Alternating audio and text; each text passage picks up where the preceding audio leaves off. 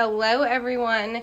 Today we are going to be doing some maintenance on these two 20-gallon tanks because as you can see they desperately need it.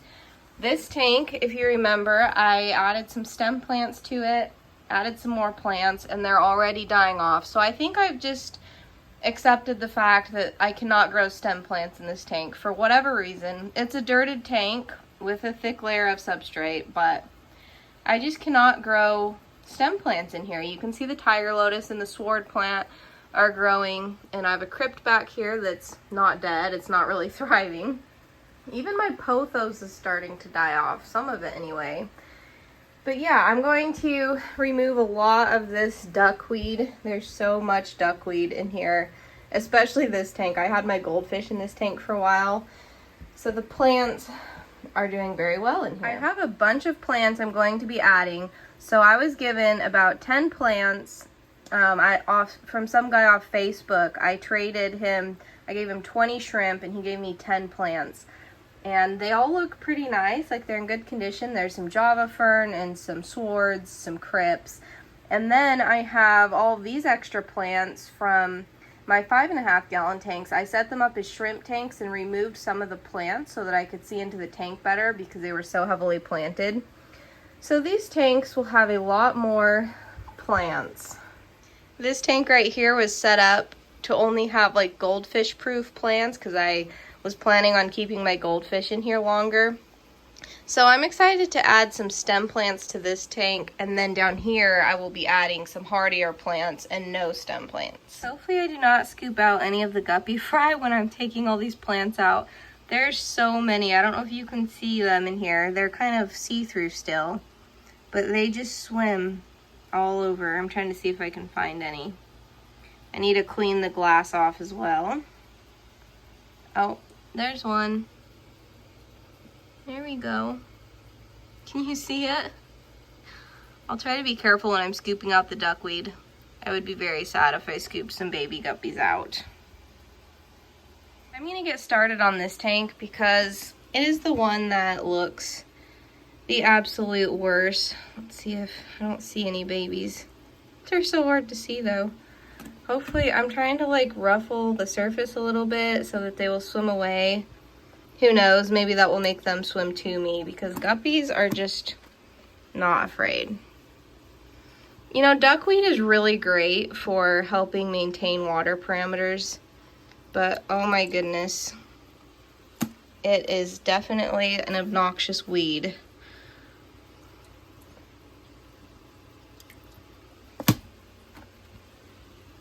I'm just going to snip off these stem plants. Right down here at the bottom, I doubt they grow back.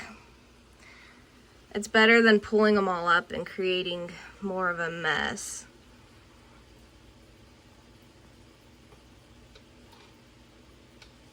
We'll see if I can do this and hold the camera at the same time.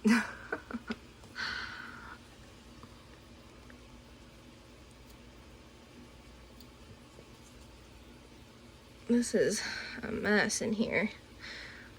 You'll notice the stem plants like die off at the bottom, but they're growing at the top. I don't think I'm going to use these stem plants in a different tank though, because they're already on their way out since I put them in this tank. I think I'm going to refer to this tank as like the tank of death. The only thing that grows well in it is fish, which is amazing considering that I can't even hardly grow plants in it. I'm not sure what's going on. This is my only tank that gives me issues though, so you know, out of all the tanks I have, I really shouldn't be complaining. Some tanks, you know, just, I'm sure every keeper has a tank that just kind of keeps them humble, makes them scratching their head, wondering what on earth they're doing wrong. So I've cut all the stem plants out and removed some of the duckweed, not all of it, because the fry do use it to like hide in and for cover. So I didn't remove all of it. And now for the fun part, I'm going to go through here and pick out all the swords and crypts because those are what don't die in this tank, and I'm going to add them. And the next clip, this tank will be transformed, hopefully. Oh, do you see all these baby guppy fry? They're so distracting. They're so cute. The tank of death is now looking a little more lively. If this tank kills all of the plants in here, I'm probably just going to blow it up. But for now, it looks better. I wouldn't be surprised if this Java fern dies. I just kind of tucked it underneath the wood. So we'll see. I don't think the plants are going to die because the guy that gave them to me had them in his tank and they had already melted off in his tank and were growing back. That's why these crypts down here look kind of sad. So I think because they have adjusted from being grown immersed to being grown submersed, they shouldn't melt off for me. But we shall see. I'm actually going to take some of the floaters from this tank. I have some water lettuce right here I'm going to pull out. And I'm going to put it down here because it's kind of dying off in that tank for whatever reason. But I'm also going to take some of this super healthy duckweed that has some long roots and just take a big scoop of it and add it down here for my guppy fry because it has such long roots for them. But it also has a lot of beneficial bacteria. This 20-gallon tank right here has so much beneficial bacteria in it because I started it with a goldfish. So the plants are all thriving in that other tank, unlike this one. All right. So this tank should do really well with all that beneficial bacteria in it. I'm guessing it just needs a lot more beneficial bacteria to be able to function how it's supposed to, how the rest of my tanks function. But yeah, now that this tank is finished for now, I'm going to move on to this tank. Sorry about the glare. I need to add a lot more plants all in the back because this black background makes the glare so bad. Plus, as you can see, I'm near a window, and so it's just, unless I film when it's dark outside, this tank is a little difficult to film. But if I film when it's dark outside, I just lose my train of thought because I'm tired. So, you know, it is what it is. This duckweed, when you're scooping it out, you want to make sure you get it all off the edges as well, because it will just dry onto there. And I don't have to worry about any endler fry being in here because I just have 2 male endlers. There they are. I'm having a hard time finding female endlers. I have 1 female endler for my purple endler line. And when she has babies and those babies get bigger, maybe I can just take some of the females from my purple endler line and put them with my common male endlers if they're still alive at that point. I've had them since, I don't know, maybe November or something. And it might be like this summer or fall before I actually have females I could put with them. So, you know, endlers don't live a whole lot longer than a year, I've been told. We'll see. They might still be alive and healthy by the time I have females. Oh, now you can start seeing Rainy's coloring better now that I'm removing some of this duckweed. She's beautiful, but she is a little hard to photograph. But her blue, I think, is just stunning.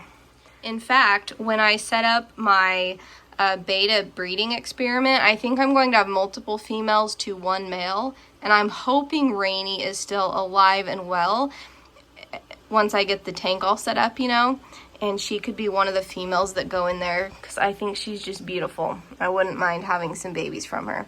I know she's kind of basic, just a blue betta fish, but I think she's gorgeous. So, as are these fish. Endlers are just so cool to watch.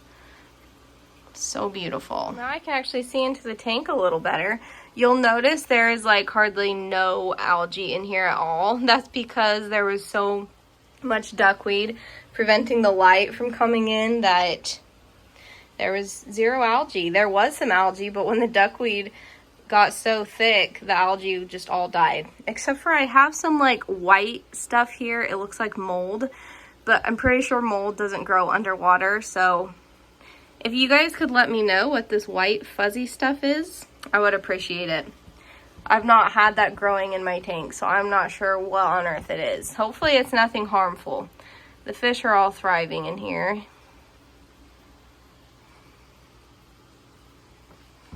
Alright, I'm going to begin adding plants now that I can actually see into the tank. And we'll see what it looks like in a few minutes. Well, this 20-gallon is done, and I actually think I liked how it looked before I added more plants, but it did need more plants in it. There was not enough plants in here, so you know, it is what it is. I think once the plants grow in, I'll definitely like it better, because then it will definitely have like an overgrown jungle vibe to it. And the fish are only going to benefit from me adding more plants, so it was definitely good to add more plants, but it just doesn't look as nice. Plus, I stirred up the water column and stuff, so, you know, the water's a little cloudy right now. That'll all settle down here in a bit. But what do you guys think? Do you like the look of more plants, or do you like how it looked before, where it was just a little like moodier looking, you know, more minimalist and just darker from all of this duckweed growing in at the top, which that'll all grow in again and it will be shaded again. I'll have to pull it out. Because this duckweed is like the larger variety, like it grows big, I think I'm just going to start selling it to anyone who is interested in it.